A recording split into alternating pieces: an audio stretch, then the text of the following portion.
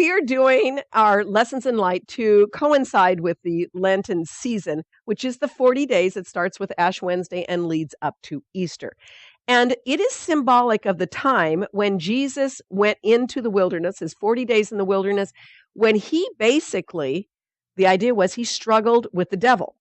He struggled with the devil. Well, that's perfect. It's good that we use this period of time in here where we struggle with our egos. Now, I'm using that symbolically. We really don't want to struggle with our egos, because if we do that, we give them way too much power. So it's not about struggling with our egos. It's about looking clearly at them and giving them no power anymore. Anyway, so we were talking about our series, our Lessons in Light. And as I said, we're into our 6th week. And this 40-day period that this is symbolic of is when Jesus struggled with the devil, it's called. You know, he went through his struggles with this idea of evil. Well, from the Course's perspective, we're struggling all the time with our egos, but we don't want to fight against something like that because we give it way too much power. So our idea is to look at the challenges in our lives and realize that there is a strength greater than us that is within us that can help us to handle anything that comes our way. We are capable, not because of us alone, but because of that collective consciousness, the power of God that abides within each and every one of us. And together we are mighty. So we started our first week of our Lessons in Light, remembering that into his presence would I enter now.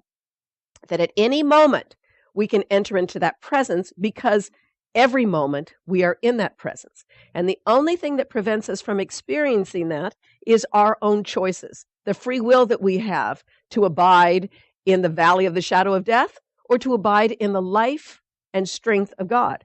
So it's always a choice. And in that beautiful lesson, it said these moments when we rest, even for an instant, into his presence, when we dip into that pool of the divine, it says we never come back quite the same.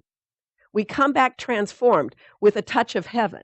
And it is that we can then extend to the world. So it's important to remember that is always where we abide. It's not a place we're trying to achieve and get to. We've always been there. And we want to go past the blocks to the awareness of that, to the awareness of love's presence, to the awareness of where we truly abide, so that we might know that. And that's what the first week was about. We were talking about that lesson, into his presence would I enter now. Then the second week was light and joy and peace abide in me, with the beautiful extension of that lesson, which says, my sinlessness is guaranteed by God. To remember that we are always in that presence, we have to know who we are. If we do not know who we are, we're never going to know we're in that presence. And we're not going to get there by holding on to guilty thoughts and unworthy thoughts about ourselves or others. So light and joy and peace abide in me because my sinlessness is guaranteed by God. And so is everyone else's. And I need to begin to dwell in that to know that I dwell in his presence always. So that was the second week. And then the third week was God is the love in which I forgive. The Course stresses how important forgiveness is. It says that without forgiveness, we would be blind. It says that forgiveness is the most important tool in our Felix the Cat bag of goodies, in our problem-solving repertoire. It's the most important thing that we can pull out because it says forgiveness is the key to happiness. Forgiveness helps us transcend this illusion. And even though it says it is an illusion, it's a good illusion. And in the Course, it says God does not forgive because he is never condemned. He sees you as you were created. He knows you're constantly in his presence. He knows that light and joy and peace abide in you. He knows your sinlessness is guaranteed by him. So he doesn't know of forgiveness, but we do. Nevertheless, it says his love becomes the strength that helps us to apply this when it seems almost too hard to do it. And there are many times in our lives when forgiveness almost seems impossible. Impossible for us to do. Well, we do it anyway. Why? Because it is not about us. It is about the power of love that abides within us. That's what gives us the strength. God is the love in which I forgive because I want to be released from a world of pain and suffering. I want to be released from a world of illusions. I want to be released from a world that attacks.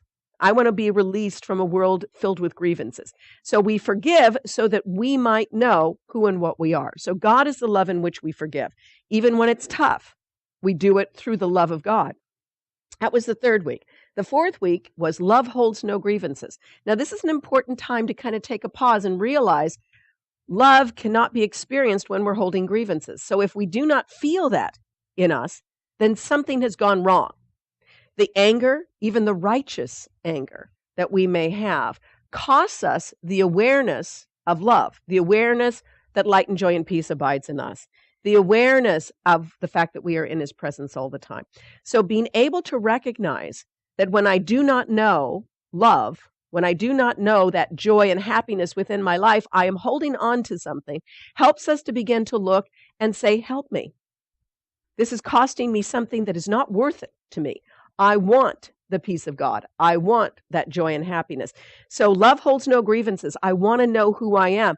I want to feel this completion in my life. Because it says when we hold grievances, we cut ourselves off from everything. We are isolated and alone. And you may say, well, I don't think I'm holding a grievance. And a grievance can be a lot of different things. It even says it can take generalized forms of depression, just forms of blindness. Those are attacks against the truth. And they need to be looked at just as we would look at somebody who judges us or something that angers us. We look at it, not blaming ourselves for going through it, but to recognize it. If I don't look at it, it cannot be healed. So I need to look at it without judgment. That is what love holds no grievances is really about. I want to know myself. Therefore, I must know love holds no grievances. So that was the fourth week. Then last week, a very powerful lesson. I don't know about you, but I used it a lot. I could see peace instead of this. That's a good one for me. I think what we have to realize is we can't finger point. And that I know what makes me especially challenged is when I am feeling, I get irritated. There's a part of me that kind of gets irritated when I hear anybody saying, they're the problem, they're the problem, they're the problem. And I thought to myself, my irritation is a good thing for me, because to me, it shows me I'm moving along. I can see that it's not going to always be somebody outside of me. And so I realized that annoyance that I was feeling, not anger, but this kind of like dispeace, I guess I should just say, for that moment, was showing me for myself that I've gotten to the place now where I realize it's not everybody else's fault. That what I see, that peace is purely an internal matter, and that it does begin with my own thoughts and extend out. From a peaceful mind, a peaceful perception of the world arises. That's what that lesson, I could see peace instead of this, was all about. And so it's important for us to begin to look at that and use this political campaign as a wonderful opportunity to redirect our attention. Use it as a way to redirect your attention. No one person or group of people are responsible for all the pain and suffering in the world. If that's the case, then we are powerless. But that's not the case. So we are powerful.